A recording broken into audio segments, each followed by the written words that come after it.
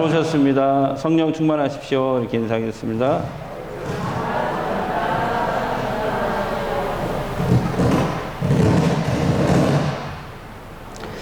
요즘에 보신 분들은 있겠지만 인터넷 넷플릭스라는 드라마, 오징어 게임이라는 드라마가 우리나라에서 만든 드라마인데 세계적인 화제가 되고 있습니다.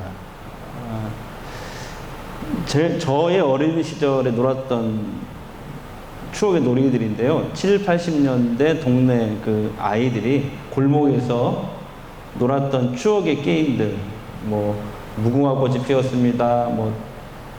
딱지치기, 구슬치기, 달고나, 뛰기라고 하잖아요. 이런 것들을 456명이 섬에서 하는 건데요.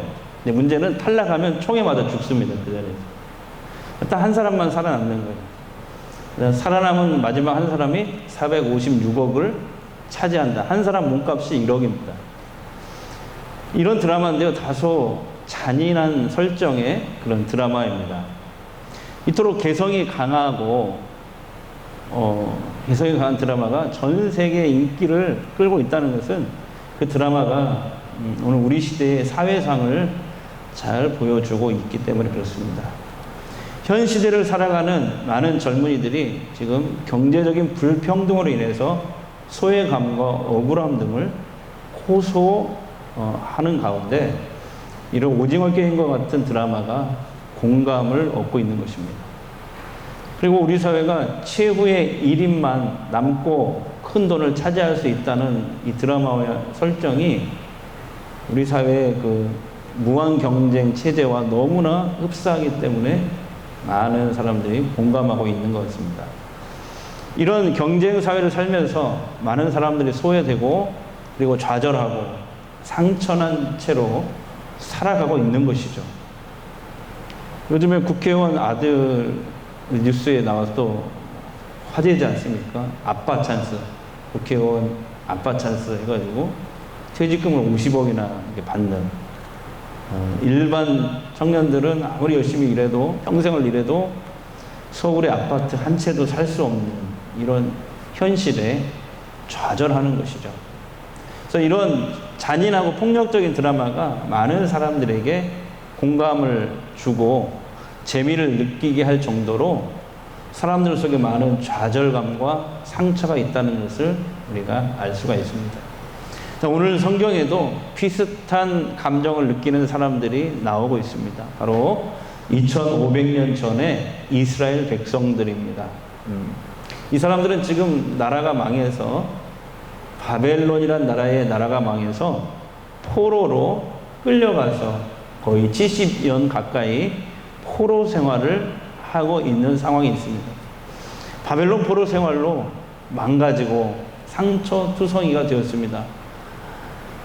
그 지도를 보시면은 이스라엘 백성들은 이스라엘 예루살렘에서 바벨론까지 약 1600km 떨어진 곳까지 멀리 타향까지 끌려와서 거기서 집단 빈민촌을 이루며 삽니다.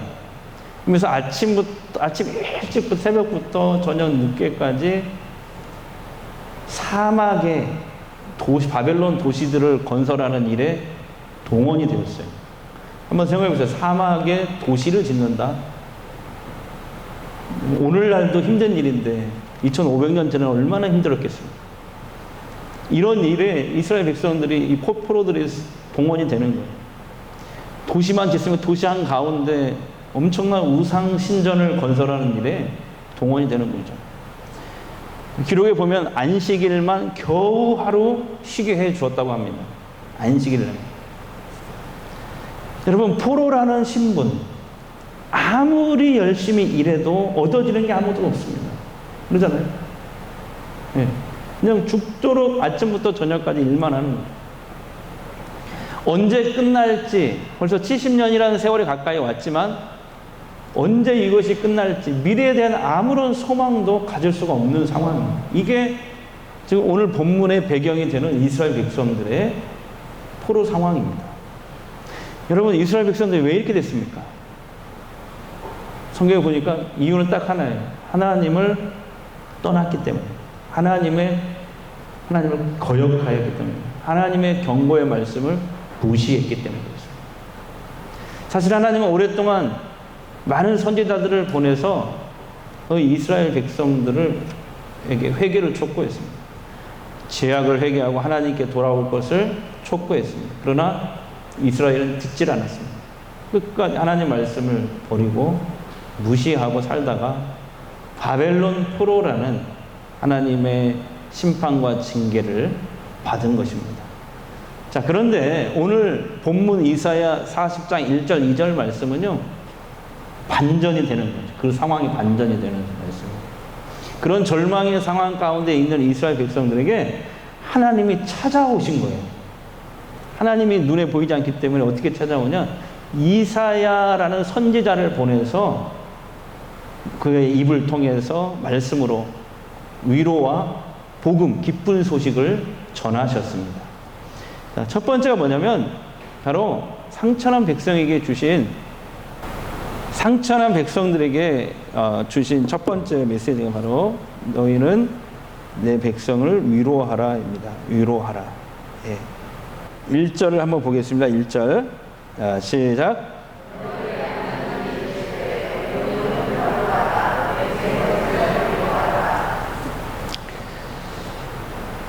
자, 여기에서 너희의 하나님이 이르시되 이렇게 되어 있어요. 무엇을 보여줍니까?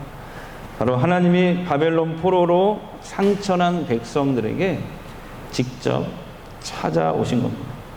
그렇습니다. 모든 역사와 치유와 회복은 하나님으로부터 시작되는 거예요. 사람이 아무리 하려고 해도 되지 않습니다. 삶의 모든 문제의 첫 단추는 하나님이 꿰시는 겁니다. 하나님은 망가지고 깨어진 백성에게 먼저 찾아오셨어요. 하나님이 먼저 찾아오셔서 회복을 주셨습니다. 여러분, 그 하나님은 오늘 우리들에게도 찾아오십니다. 지금 내가 어떤 문제가 있든지 그건 상관없습니다. 그 문제가 얼마나 심각하든지 중요하지 않습니다. 하나님께서 나에게 찾아오시기만 하면 되는 것입니다. 하나님은 믿음의 사람들을 내게 보내셔서 우리를 찾기도 하십니다. 특별히 하나님께서 하나님의 종 이사야의 입을 통해서 이스라엘 백성들에게 찾아오신 것처럼 오늘 말씀을 듣는 이 시간을 통해, 이 예배의 시간을 통해서 하나님이 저와 여러분을 찾아오시는 겁니다. 믿으십니까? 지금 그래서 예배 드리고 말씀을 듣는 이 시간이 하나님과 우리가 만나는 시간이에요. 여러분, 축복의 시간인 줄 믿습니다. 예전에 목회할 때 벌써 10년도 넘었네요. 12년 됐네요. 예. 그 교회에 이제 세 가족이 하나 오셨는데 그 오기 전에 예수를 믿기 전에 여자 사장님인데요. 사업을 크게 하셨어요. 사업을 크게 하셨는데 사업이 너무 잘 돼가지고 일주일에 한 번 강남에 고급 백화점, 그 현대백화점 있잖아요. 현대백화점에 일주일에 한 번씩 갔어요. 돈이 얼마나 많이 벌었어요. 거기 가서 명품 옷, 명품 가방, 명품 시계를 삽니다. 그리고 어느 날부터는 서초의 강남에 성형외과를 다니기 시작합니다. 성형외과를 왜 다녀요? 뭘 고치려고? 얼굴을 고치려고. 그러다가 성형 중독에 빠져버립니다. 성형 부작용으로 얼굴이 점점 일그러지기 시작합니다. 자기가 거울을 볼 때는 괴물처럼 얼굴이 변해가고 있는 거예요. 점점 이뻐져야 될 얼굴이 괴물처럼 변해져 가고 있는 거예요. 근데 멈출 수가 없는 거예요. 그래서 나중에는 깊은 우울과 상처 속에 자살을 생각합니다. 그런데 자살하려고 하는 순간에 어머니가 돌아가시게 됐다는, 곧 돌아가실 것 같다는 부고를 듣습니다. 그래서 그 마지막 그 어머니 모습을 보려고 달려갔는데 그 어머니가 이 딸에게 마지막 유언을 하시는 거예요. 사랑하는 딸아, 엄마의 마지막 유언이다. 나는 네가 다시 교회 나가서 하나님을 잘 믿고 사는 거다. 엄마가 죽거든 꼭 다시 교회 나가라. 그 유언을 하시고 돌아가셨는데 장례를 끝나고 정말 한 달 뒤에 교회 나왔어요. 근데 이분이 교회 주일학교 때 나가고 40년 만에 다시 교회 오신 거예요. 40년. 제가 그 교회 부임한 지 막 2달인가 막 됐던 때였어요. 저도 부임한 지 얼마 안 된 목사였고 그분도 새가족이요. 예배에 잘 나오시더라고요. 말씀을 한 주 한 주 들으시면서 어느 날은 보니까 눈물을 막 쏟는 거예요. 똑같이 말씀을 들어도 어떤 사람은 고개 숙이고 주무시는 분이 있는가 하면은 어떤 분은 그분은 그 사람의 말로 들리는 게 아니라 하나님 말씀을 들으면서 은혜를 받는 것이죠. 또 어느 날부터는 막 새벽 기도에 나오셨어요. 예. 근데 나중에 신방할 때 저하고 사모가 가서 들었는데 그런 얘기를 하시더라고요. 새벽에 하나님이 자기를 찾아오셨대요. 교회에서 기도를 하는데 처음에는 이렇게 눈에 보이지 않지만 어떤 분이 자기를 이렇게 안아주시는. 그래서 정말 세상에서 그동안 느낄 수 없던 그 평안함을 맛보았다는 그 순간. 하늘의 평화라는 것이 이런 평화구나. 그런 것들을. 그러다가 또 어느 순간에는 새벽 기도를 하는데 안아주시는 것 뿐만 아니라 하나님의 세미한 음성이 들리는 거예요, 귀에서. 뭐라고 하냐면 사랑하는 딸아 나는 네가 너무 좋다. 하나님이 사랑을 표현하시더래. 나는 네가 너무. 옆 사람에게 사랑하는 딸아, 사랑하는 아들아 나는 네가 너무 좋다. 한번 해볼까요? 네.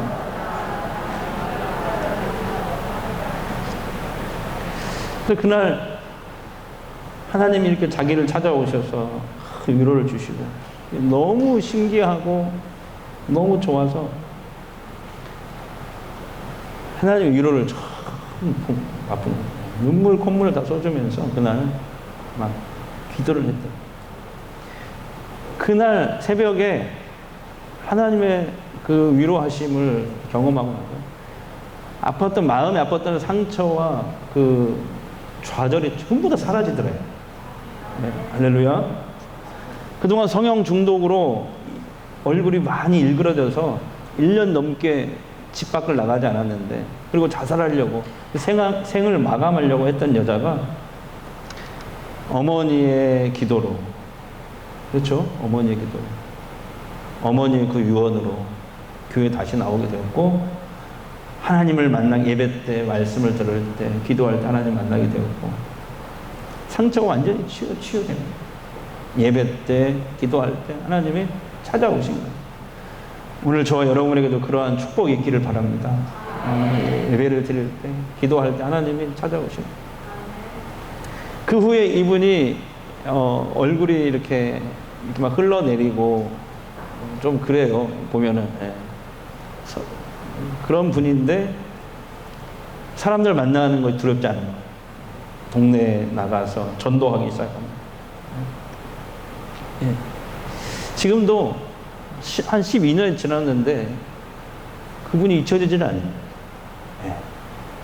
자, 본문이 주는 두 번째 메시지는 다 같이요. 하나님이 진정한 위로자이십니다. 2절 보겠습니다. 2절. 너희는 예루살렘 마음에 닳도록 말하며 그것에게 외치라. 여기 지금 하나님이 우리의 눈물과 고통이 뭔지를 아시는 것 같아요.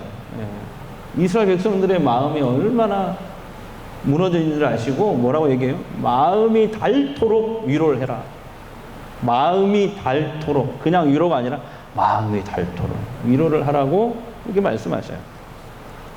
하나님은 우리의 눈물과 고통을 아시는 거죠. 하나님은 우리가 살면서 알게 모르게 얻게 된 상처와 아픔을 보시고 그걸 회복시키기를 원하십니다. 하나님은 사탄 관린 말로 값싼 위로를 하신 분이 아니에요. 사람은 그렇잖아요. 뭔가 아픈 사람에게 건네는 형식적인 위로, 그거 안 하는 게 좋습니다. 도움이 안 됩니다. 고통 속에 있는 사람에게 뻔한 위로하는 것 차라리 안 하는 게 낫습니다. 뭐 우리 그런 거 잘 하잖아요. 잘 알지도 못하면서 괜찮아, 뭐 아무것도 아니야, 너보다 더한 사람도 많아, 막 이런 식으로. 값싼 위로 전혀 도움되지 않습니다. 그렇습니다. 우리는 다른 사람의 불행과 고통을 온전히 이해할 수 없습니다.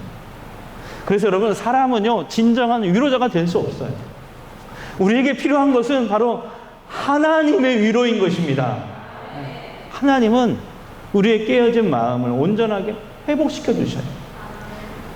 하나님의 위로는 단순한 마음의 위안을 주고 끝나는 게 아니에요. 우리를 온전히 구원의 길로 이끄세요. 자, 본문이 주는 세 번째 메시지는 바로 하나님의 위로가 임하면 우리의 삶을 새롭게 시작할 수 있다는 것입니다. 자, 1절 다시 보겠습니다. 너희의 하나님의 이르시되 너희는 위로하라, 내 백성을 위로하라. 여기서 이 단어를 주목해서 너희 하나님, 내 백성. 내 백성, 내 새끼. 여기서 강조하는 건 뭐예요? 하나님이 지금 하나님과 우리와의 관계예요. 나는 너희 하나님이야. 너희는 내 백성이야, 내 새끼들이야. 이렇게 지금 말씀하고 있는 거예요. 우리가 살면서 왜 상처와 아픔과 고통이 찾아옵니까? 뭐 관계가 깨지고 뭐 어려움이 생기고 이런 것들은 사실은 표면적인 것들이에요. 더 깊은 곳으로 그 원인을 찾아보면 우리와 나와 하나님과의 관계가 끊어졌기 때문에 그렇습니다. 이스라엘 백성들 지금 하나님께 징계를 받아서 바벨론 포로라는 70년 동안의 생활, 기약 없는 이 생활을 하고 있습니다. 하나님이 사실 매를 들고 싶어서 매를 드신 게 아니에요. 정말 이스라엘 백성들이 다시 새롭게 시작하기를 원하셨어요. 그들을 정말 사랑하시기 때문에 죄악으로 멸망당하기를 원치 않았기 때문에 어쩔 수 없이 징계하신 것입니다. 그러나 매를 드셨지만 하나님은 다시 다가오시잖아요. 이사야 선지자를 보내셔서 그의 입을 통해서 위로와 복음의 메시지를 통해서 다가오십니다. 상처를 싸매주십니다. 회복시켜주는 2절 하반절 보세요. 시작. 그 노역의 때가 끝났고 그 죄악이 사함을 받았느니라. 그 모든 죄로 말미암아 여호와의 손에서 벌을 배나 받았느니라. 이제 모든 심판은 끝났다. 모든 아픈 과거는 지나갔다. 이제 너희에게 새로운 미래를 주시겠다. 왜냐? 왜 그럴까요? 왜 그러냐면은 이스라엘 백성들이 포로지에서 이 비참한 생활 가운데서 비로소 하나님을 다시 찾고 하나님과의 관계가 다시 회복되었기 때문에 그렇습니다. 그리고 예루살렘의 성전은 파괴돼서 제대로 제사는 드릴 수 없죠. 멀리 타양 1600km나 떨어진 이 사막의 도시 건설하는 일에 동원돼서 집단 빈민촌을 이루면서 비참하게 지금 하루하루를 살고 있지만 안식일 날은 쉬게 해주잖아요. 그나마 다행인 것은. 그 안식일 날 다 같이 모여가지고 예루살렘 쪽 성전이 있었던 거기 하나님이 그때는 계셨거든요. 그 하나님이 계셨던 성전을 향해서 다 일어나 손을 들고 눈물을 흘리면서 그때서야 하나님 우리가 잘못했습니다. 그때 하나님의 말씀을 듣고 회개하고 돌아왔어야 했는데 이제서야 깨달았습니다. 하나님 우리를 용서해 주셔서 하나님을 찬양합니다. 회개하면서 거기에서 그 포로지에서 안식일마다 모여서 하나님과의 끊어졌던 관계가 비로소 회복이 된 거예요. 그리고 끌려갔던 사람 중에 제사장 그룹이 있었는데 이 제사장들이 들려주는 하나님의 말씀에 다시 귀를 기울이기 시작합니다. 말씀을 듣기만 하는 게 아니라 하가를 합니다. 하가. 그리고 그 말씀을 어떻게 실천해야 되는지 하부르타를 하기 시작합니다. 비록 예루살렘은 깨져서 사람이 볼 때 온전한 제사 예배는 드릴 수 없는 것 같아도 하나님은 아니야. 너희들의 진짜 예배가 회복되었다. 그렇게 말씀하시는 거예요. 하나님은 너무 기분이 좋으셔서 그들에게 이사야 선지자를 오늘 보내신 것입니다. 여러분 삶이 무너졌습니까? 실패했다고 생각합니까? 방법은 딱 하나예요. 하나님과 끊어졌던 관계를 다시 회복하는 길밖에 없어요. 거기서 진정한 치유와 회복이 일어납니다. 하나님이 주시는 새로운 미래가 펼쳐질 것입니다. 그 돈이 주는 위로는요, 잠시 잠깐이에요. 그것은 잠시 잠깐 위로 줄 수 있어. 진정한 위로는 아닙니다. 마치 이런 것 같아요. 바닷물을 마시면 갈증이 해소됩니까? 안 되잖아요. 먹을수록 갈증만 생겨요. 그런 것 같아요. 돈이 주는 위로는 그런 거예요. 세상에서 찾는 위로는 그런 거예요. 술을 먹고 위로를 받는다? 그런 거 다 그런 거예요. 하나님이 우리 인간을 창조하실 때 그렇게 만드셨기 때문에 그래요. 하나님이 아니면 결코 채워질 수 없는 존재. 세상 것을 다 가져도 결코 만족할 수 없는 존재로 하나님이 우리를 만드셨기 때문에 그렇습니다. 따라서 다른 것이 다 무너져 있어도 내가 지금 하나님과의 관계만 세워져 있다면, 바르게 세워져 있다면 여러분 우리는 회복될 수 있어요. 얼마든지 회복될 수 있어요. 그 반대로요, 다른 건 다 세워져 있어요. 사람들이 볼 때 막 건물 주고 저 사람 잘 나가고 막 그렇게 보여도 내 삶 가운데 정말 가장 중요한 한 가지, 하나님과의 관계가 무너져 있다면 성경은 뭐라고 얘기해요? 우리 삶은 이미 끝장났다는 거예요. 제가 12년 전에 그 세 가족을 신방을 하면서 사모님과 제가 이제 가서 신방을 하면서 들었던 얘기가, 그때 그렇게 돈을 뭐 일주일에 뭐 1,000만 원, 2,000만 원씩 그냥 순수 수익이 그렇게 벌렸지만은 그 돈을 가지고 가서 명품 가방을 사고 옷을 사고 성형을 해도 채워지질 않아요. 공허함이 있더래요. 돈을 많이 가지면은 다 될 것 같죠? 그렇지 않습니다. 하나님이 계셔야 돼요. 하나님과의 관계가 가장 중요합니다. 여러분, 진정한 위로는 그래서 뭐냐? 어떤 사건이나 어려움을 통해서 사람들로부터 뭐 격려를 받고, 그게 그래서 위안을 받는 건, 이게 위로가 아니에요. 진짜 위로가 뭔지 아세요? 진정한 위로는 어떤 사건이나 어려움을 통해서 내가 다시 하나님께 나아갈 때, 하나님과의 관계 회복될 때 비로소 얻어지는 거예요. 그게 진짜 위로예요. 진정한 위로는 하늘로부터 옵니다. 할렐루야. 그렇기 때문에 사탄은요, 우리가 어떤 사건만 생기면은 하나님이 아니라 자꾸 세상 밖으로 눈을 돌리게 만들어요. 하나님, 어떻게든지 우리가 하나님께 가까이 가지 못하도록 귀신들을 다 동원해가지고 그들의 사탄의 모든 역량을 총동원합니다. 우리가 그런 사탄의 방해에 우리가 왜 넘어가야 됩니까? 여러분, 어렵고 힘들어도 절대 하나님 떠나서는 안 됩니다. 코로나 시대에 안 어려운 사람이 어디 있어요? 다 어렵죠. 다 대면 예배 드리고 예배 제대로 못 드리고 힘듭니다. 그래서 사탄은 그걸 노리는 거예요. 또 그걸 노려요. 거기에 적응하게 만들어요. 그리고 온라인 예배를 핑계대게 만들어요. 교회 가기 싫은데 귀찮으니까 온라인 예배 드릴게요. 이렇게 핑계대게 만들어요. 그래서 예배에 대해서 나태하게 만들고, 예배에 대해서 소홀하게 만들고, 결국에는 하나님을 경홀하게 여기게 만들어요. 사탄이 노리는 게 그거예요. 그러면서 우리에게 뭘 심냐면은, 야, 하나님보다 세상이 얼마든지 우리를 위로해 줄 수 있어. 하나님보다 세상이 얼마든지 우리를 잘 살게 하는 것들이 얼마든지 많아. 이렇게 착각하게 만드는 것이죠. 왜 우리가 그런 사탄의 괴략에 넘어가야 됩니까? 왜 거기 밥이 되어야 됩니까? 여러분, 우리는 이겨야 됩니다. 이겨야 돼요.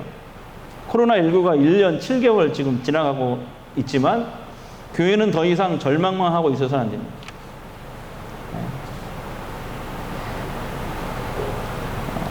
위드 코로나 시대가 이제 11월 달에부터 시작하는데, 우리 교회도 방역 수칙을 잘 지키면서 앞으로 모든 행사, 모든 교회 신앙의 이런 훈련들을 다시 시작하려고 합니다. 예. 극한의 위기는 언제나 하나님께 돌아오라는 사인임을 우리가 인식해야 됩니다. 여러분, 하나님과의 바른 관계를 맺을 때 무너졌던 나의 삶에 진정한 치유 회복이 일어난 줄 믿습니다. 지난주에 우리 교회가 돕는 선교사님 중에 한 분이 제게 또 이런 메일을 보내셨습니다. 이런 내용이에요. 목사님, 언제 끝날지 모르는 어둡고 두려운 고통에 긴 코로나 터널이 모든 사람들 힘들게 합니다. 그러나 하나님께 다시 돌아오라는, 신앙의 본질로 회복하라는 하나님의 사인인 줄 믿습니다. 마스크를 쓰라는 것은 이제는 말보다 실천을 앞세우라는 하나님의 사인이겠죠. 손을 깨끗이 하라는 것은 이 기회에 탐욕스러운 우리 마음을 씻으라는 것이겠죠. 소독을 열심히 하라는 것은 이 세대를 본받지 말라는 것이겠죠. 사람들과 거리 두기를 하라는 것은 이제 하나님과의 교제, 기도를 다시 시작하고 쉬지 말라는 것이겠죠. 비대면 예배를 하라는 것은 예배를 중단하라는 것이 아니라 우리의 삶 속에서 매일 예배자로 살라는 것이겠지요. 그래서 충격적인 내용이 거기 또 적혀 있어요. 지난 주간에 저는 사랑하는 동기 선교사님을 먼저 하늘나라로 보냈습니다. 젊은 분이에요. 우리도 얼마 남지 않았습니다. 우리도 얼마 남지 않았습니다. 아무쪼록 건강하시고 죽도록 충성하기를 두 손 모아 기도합니다. 사랑합니다. 감사합니다. 전주성광교회 성도님들, 담임 목사님,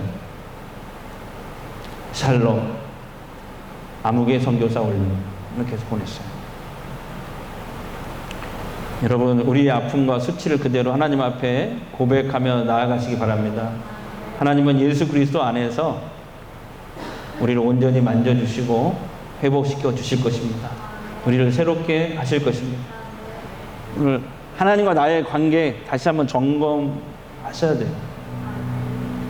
나와 하나님과 관계가 무너져 있다면 세상에 다른 걸 다 얻어도 이미 끝난 거예요.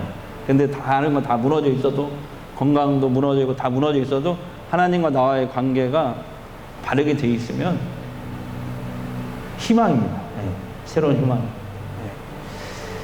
한 주간 이 위로의 한가운데 오시는 예수 그리스도를 만나시길 바라고 그분 안에서 새롭게 삶을 시작하시는 은혜가 있기를 바랍니다. 네, 내가 너를 도우리 찬양 한번 해볼까요? 네, 찬양하고 기도하겠습니다. 세상 일에 실패했어도 너는 절망하지 말아라. 내가 너를 도우리라. 다시 일어서게 하리라. 질병으로 고통당해도 너는 두려워 말라. 내가 너를 도우리라. 다시 일어서게 하리라. 나를 버린 자들도 내가 사랑하거늘 하물며 너희를 그냥 둘까 보냐. 나는 너와 함께하는 너의 하나님 됨이니 의로운 오른손으로 붙들리라. 내가 너를 굳세게 하리라. 너를 크게 사용하리라. 너로 하여금 나를 증거하도록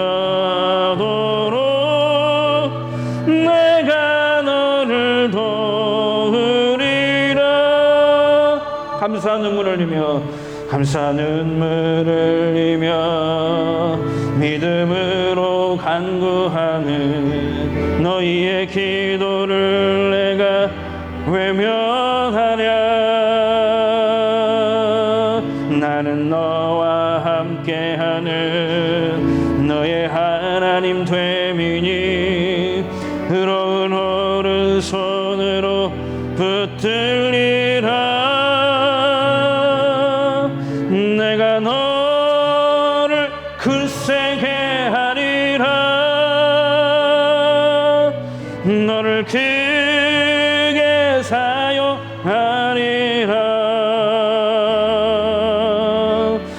너로 하여금 나를 증거하도록 내가 너를 도우리라.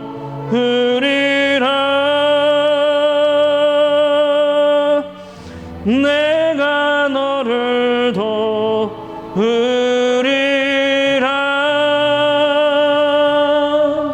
기도하겠습니다.